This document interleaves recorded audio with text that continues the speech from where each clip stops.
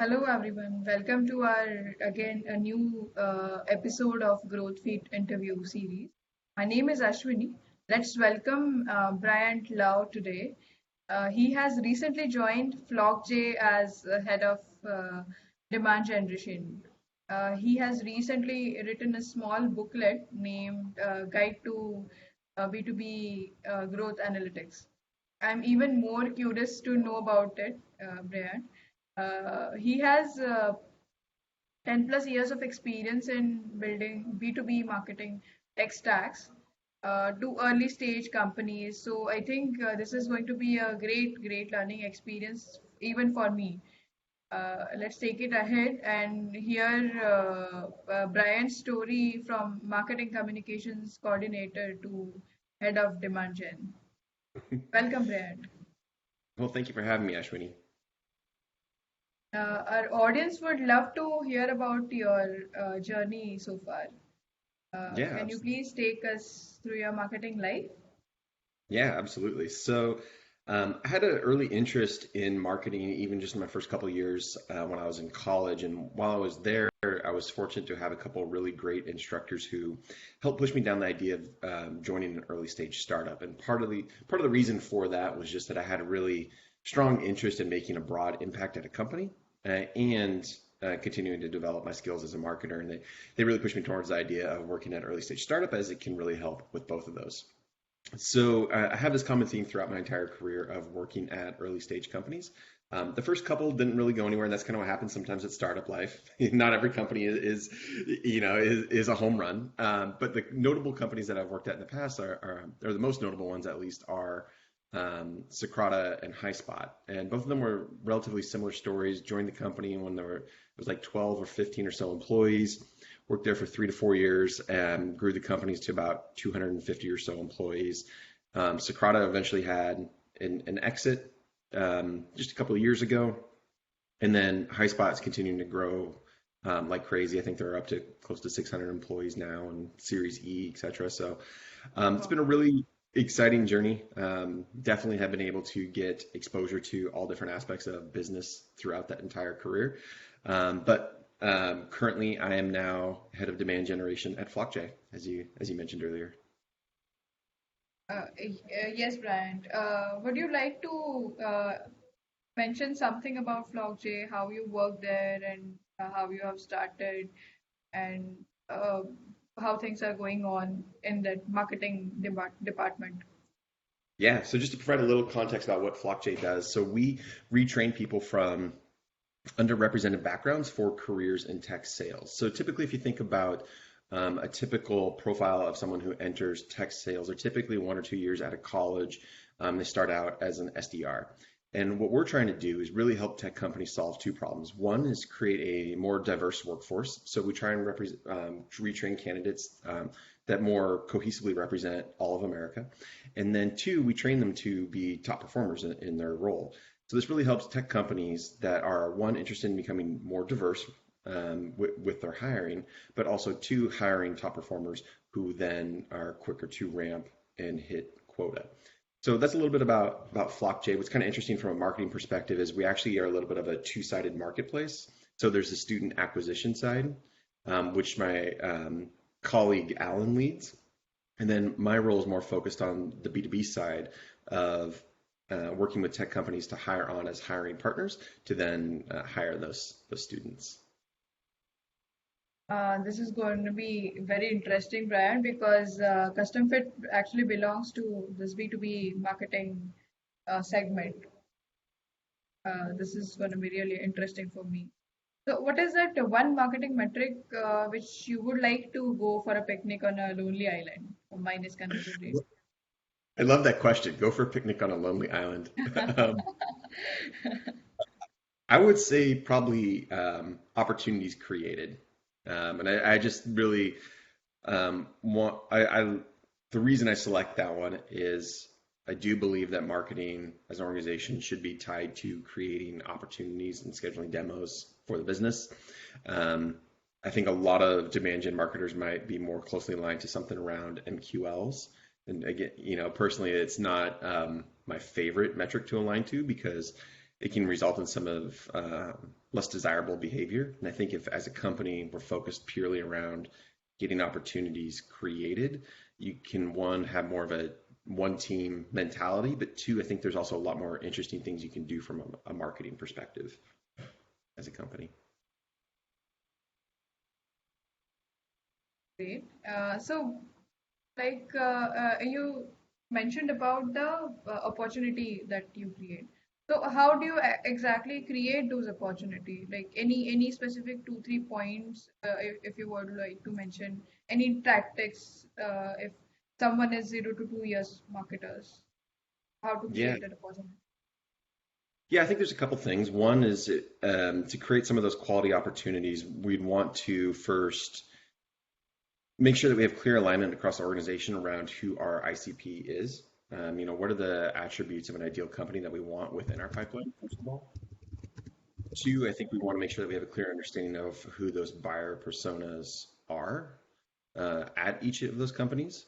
And what's great is that with how much information is now available on the internet, you can typically start to build out a lot of that information and put that in your database. So although people might not have already opted into your database, and by no means do I emphasize spamming them, and we could talk a little bit more about that approach as well later, but I do think it really is important that from a B2B perspective, you have a good understanding of who your target accounts are and who those buyers are, and have a database of that. And then you can start to begin doing proper outbound prospecting, whether it be from an SDR team, but also make sure you have that proper information within your database for your inbound efforts as well.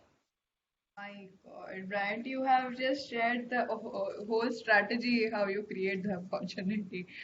Thanks for that information. So, what is your source of information to keep yourself updated with this marketing industry update? Yeah, I love LinkedIn. I think there's a lot of great posts on there that are just quick LinkedIn to see. Learning. Yep. Easy tidbits of information to learn. What else? I like to expand a little bit and outside of B2B marketing as well. I think Sales Hacker is always interesting just to understand the sales perspective. And then I also like to, I think a lot of B2C growth information is really interesting as well, as I think there's a lot to learn from those efforts that can apply to B2B marketers as well. Well, when it comes to sales, I would like to understand your most successful campaign, and at the same time, your one of your favorite failure campaign, if it all exists. Yeah. Um, so again, it's week 5 at FlockJ, so I don't have too much in Or the maybe current. Banzai, your previous company. Yeah. Well, there's a couple things I think would be interesting to tie into. So, one of the first campaigns that we launched here at FlockJ actually was a LinkedIn ad campaign that follows a lot of what I just mentioned earlier about creating B2B demand generation campaigns, where we were able to target accounts that we know are hiring for BDR, SDR roles, and then build out campaigns specific to the individual senior buyer personas within each one of those. So we typically sell to marketing leaders, sales leaders, or HR leaders. So we built out a campaign to that and started running LinkedIn campaigns specific to those. And we've already seen some great results, which is awesome. And it's only been live for a couple weeks, but it was also a nice early win, here at week 5 of the company to be able to start generating leads as well. Definitely. So, when it comes to sales and email campaigns, so any suggestion about email marketing? You mentioned about the LinkedIn. It actually does work. But any experience about your email marketing? Yeah, I think email marketing still absolutely has a role. But like many things, it's all dependent on how you execute on it. I think many companies, especially early stage, I've seen this many times, have the tendency to take, to buy a list, import it into the marketing automation, and try and just send an email blast to everyone, the spray and pray approach. And many companies find that they might have some initial success with that. The challenge is that, first of all, it's not best practice for many reasons. It's not compliant in many ways. Second, though, is like results that you might see initially will disappear after a while as ESPs start to recognize um, your behavior. Your emails won't be landing in the inbox. And then the downside of that is that, 3, 6 months down the road, you're no longer even able to email the people who want to hear from you. So it's really a catch-22 situation. So I do think there is a role for email marketing, but make sure it's compliant, make sure it's people that have opted in to receive your message, make sure you're removing people who no longer are engaging. It's absolutely critical that you keep your reputation score up for email marketing, and make sure people want to receive your emails. So according to you, what are the biggest challenges faced by marketers in 2020? Yeah, some of the biggest challenges for marketers. So I think there's some tactical ones. I think we all have to keep in mind that with so many people working remotely, how does that change the performance of our email campaigns and across different channels? I remember initially when COVID hit, the phone just stopped working at one point. Because all the phones were for at You were desks. just stuck up. What next? Yeah, like How to you move ahead? yeah, so some channels just had to change, and you also have direct mail, which if you have the address of someone's office that they're no longer at, that's not super useful. So there's definitely some tactical things there. I think at a more broader scope, I would say that um, for long-term success as a marketer in 2021, you need to be thinking about how you're building an audience for your company.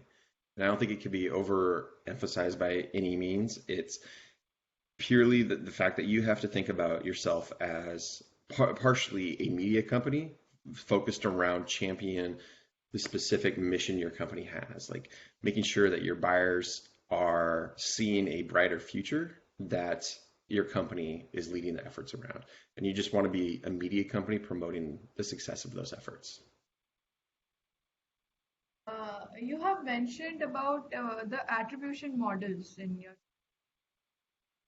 on LinkedIn. So Mhm. let me just mention about what is exactly the attribution models. It is a framework for how the value of an opportunity is assigned to different touch points within your sales and marketing process. Can you please share some knowledge about it, Brian? Yeah, I think there's a couple things to keep in mind when talking about attribution. First of all, the place you want to start as a business is with understanding the business questions, and that's something that many vendors will not tell you. Many vendors are going to want to sell you a piece of software to just move ahead. What's really important is that internally you want to build some consensus around what are the most important business questions to us to start with.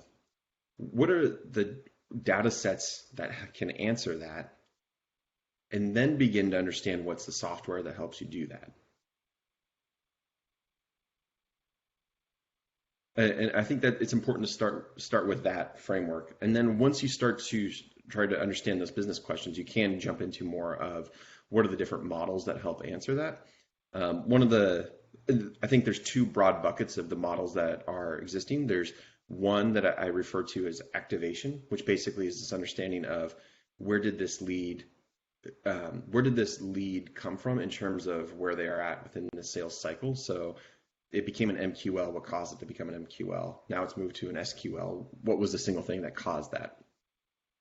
So you can have those conversations, and then I think there's a different conversation that once something becomes an opportunity and you have a buyer committee involved in an organization, that single attribution is not going to represent fully where that opportunity came from.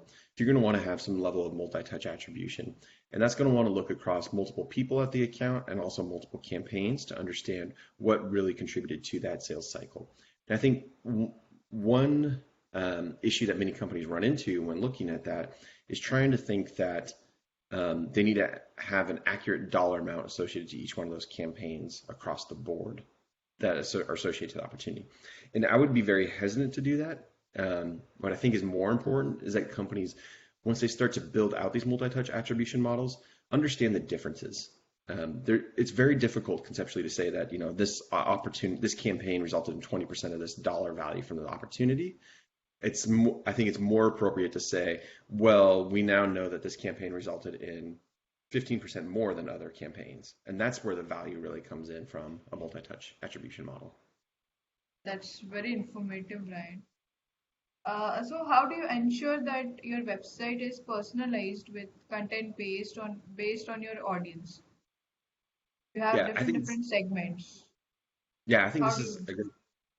this is a great question. So like at FlockJ, it's really pressing for us because we have a two-sided marketplace, but we have one website. So how do you have one website represent the right content to every buyer, right? And we have multiple different types of buyer personas within each side of the business. So there's a great conversation there around how do we optimize the website for that. I think what's interesting is that there's this kind of um, old view that I think just came from what technology was available at the time that you had to have one website to represent your business. And it really isn't the case. There's no, I think this has to be somewhat of a shift in mindset that many organizations need to start thinking about is that you can't have one website just to represent the company. You should really be thinking about how the entire buyer experience is catered to your different markets and your different buyer personas. Um, I know in many organizations, the website is often a key driver for your success. I typically, try and have the website contributing at least 30-40% of our inbound funnel, which I think is super realistic. The challenge then is how do you optimize for that? And again, I think it is using technology that allows us to understand the different segments that are coming to our website, and then also catering the language that's on there. To match that buyer persona and hopefully do it in a very data driven way. I've been in plenty of meetings and organizations where, it's kind of the hippo in the room that makes the decision. It's the highest paid person's opinion that decides what's on the website. And it's a little bit of a broken framework for determining how you create messaging on the website. You really should not think about what's a singular message on the website, but think about who are the different segments coming to your website and how are we optimizing the messaging for each one of those? Definitely. So our next question is a bit related to our previous question. Recently, you have posted a question that on LinkedIn that are there any new tools or categories that are must-haves for B2B marketers? What should I build now to prepare for the next 10 years of growth at Flockjay? So, Hmm. what kind of tool you are looking for in B2B market? What is that one need you're looking for? Yeah, it's tough to say that there's one particular need. I'm really trying to view how we build out the MarTech stack here at FlockJ from kind of a first principles perspective, and not just default to the tech stack that I'm used to for the past 10 years. Also partially just because, so much has changed, but I also think that B2B marketing is going in a different direction over the next 10 years. And I want to make sure that I'm building out the MarTech stack for that. And I do think website personalization is part of that. I think there's been bits and pieces of that built within marketing automation historically, but it's great to see that that's something that's being more at the forefront of companies going forward. I know one part of that conversation also has to do with customer data management. It's typically something that, in my mind was always just a Marketo instance, but I'm starting to kind of change my mindset around that, or, some marketing automation instance. And I'm kind of changing my mindset around that a little bit and thinking that there is more of a holistic viewpoint on customer data platforms. So that's another big change for me. And then lastly, at least, analytics, I think is just always continuing to change. And I'm really trying to stay up to date about different approaches to that. What are the different skill sets I need as a marketer for that? Um, and what are people doing that I don't know yet? Okay. So any specific platform do you recommend for that? What For you which have one? been using for the website and showing the right messaging to each and every segment. We don't have too much in place right now, to be honest, and that's just because we're still pretty early, especially from the B2B side. It's a big reason that I was brought in is to start evaluating what we have on the website, or what our tech stack is, and what's going to be the right fit for us going forward. So, coming to questions for our fellow marketers or in the new journeys in the marketing world. So, what is your one advice for an entry level marketer for a successful career? Yeah, I would say to don't optimize for title or necessarily compensation. Optimize for what you're going to learn. Um, I think about what I've where I started in my career and the companies that really helped jumpstart my career. I wasn't the best paid marketer. Didn't have the greatest title, but I was around some amazing people who just helped me learn a bunch, and that kind of stuff helps you progress in your career 5 to 10 years down the road. And I think that's really important that as a marketer, you're thinking about what are the companies that are in an interesting space that's going to continue to grow in the next 10 years that you can develop some domain experience around. And then where are the colleagues that are going to push you and make you a better marketer? Um, but yeah, let's So, start you there. shared about your experience in marketing world. So, who is your mentor in marketing? The person whom you look up to when you're in deep travels. Oh, it's interesting. I don't know if I have a single person that I look up. I try and get information from all different sources. I think John Miller from Engagio and now Demand Base has a lot of interesting information. I do like what Dave Gerhardt posts a lot. I think that's super helpful. Dave Cancel. I think Drift in general is doing an amazing job with all their content and their marketing approach as well. Um, yeah, I think there's tons of great resources out there. Okay. So, paid or organic? What is your favorite? Oh, paid or organic? I would say organic, with the Okay. intention of really building out your own community. Paid has a place. Um, not to say I don't use it when at times, but ultimately, hopefully, organic's what we're building for a long-term success. What do you think the most effective way of increasing your brand's online presence? That must be you can connect to it because you have started to organizations at very early stages. So creating that brand's on online presence is going to be very interesting for you and exciting for you. Yeah, I would definitely say SEO is a big part of that, and hopefully building out a long-tail SEO strategy as well. Um, I think everyone's very tempted to target the main obvious keywords within their SEO approach. But there are some, if you really understand your buyers, there are some long tail tangential keywords that that don't have much competition that could help you significantly increase your online presence. What's your take on conversion optimization, especially with the website traffic? Absolutely critical. I mean, we should uh, always be testing to outperform historical. I think is the way we want to be looking at it. Which also means that you have to be prepared for failure too, right? Because not every idea is going to be great. Um, it's a game you have to play a little bit, but hopefully you're learning every step of the way. And I think that's the big takeaway, and also one of the main things that marketers need to convey within their organization is that they are going to be learning at every step of the way.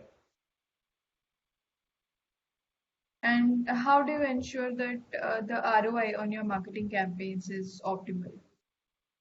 Yeah, Any I method? think yeah, I think first understanding what is optimal, and presumably that's a conversation you should have with your leadership team and your finance team as well to make sure that nothing is a surprise to them. I think there are some good resources out there about understanding how much you should be spending to acquire an individual customer. And typically, once you have an understanding of what the business wants to spend to acquire a customer, you can start working back through your funnel conversion rates to get to what you'd want to spend to generate a lead.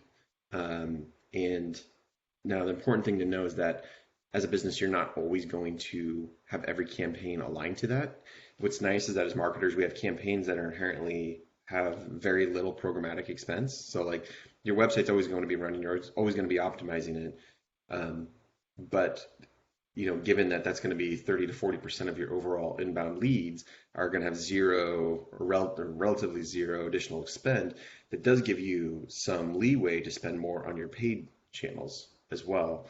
and hopefully stand out there as well, which ultimately, when combined, should give you an ROI on your overall marketing campaigns that is optimal and makes finance happy. So I think it's really important that when you're trying to optimize for ROI, you understand that you can't do it for, it's not necessarily an individual campaign. It has to be looked across all your campaigns to understand that the benefits obtained in one area absolutely give you more leeway in another area.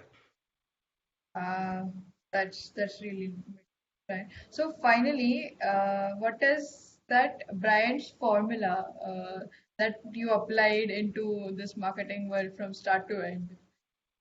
Oh, the formula for the marketing. Yeah.